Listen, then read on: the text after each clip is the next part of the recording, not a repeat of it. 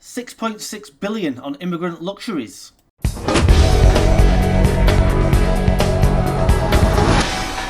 Now what we're talking about here, and it's a great story by the Daily Express that I've picked up, I think the Mail covered it as well, £6.6 billion of your money is being spent on what I would call luxuries for illegal immigrants, or what they call refugees or asylum seekers. This isn't even the cost of hotels, etc. That's around 8 billion per year.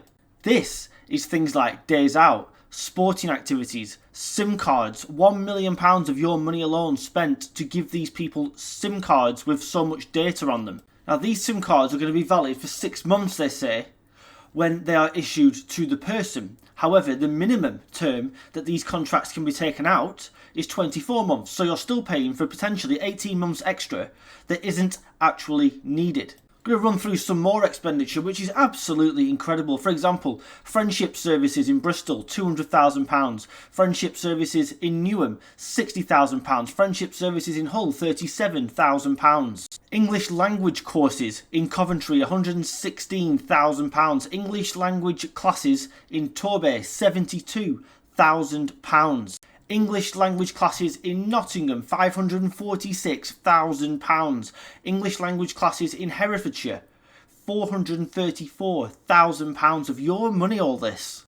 And the government has come back. I've got to point out, by the way, this has happened under the Tory government as well as this disgusting Labour government. The government has said they are required by law to provide support to asylum seekers who would otherwise be destitute. You might be required to provide support, i.e. a roof over their heads. By the way, France doesn't do that. But giving them SIM cards, giving them trips to Anfield, giving them sporting days out, friendship classes, English classes for God's sake. If you're coming over to this country, you should speak English. How can you move to a country where you don't even speak the language? Is it any wonder these people come over here?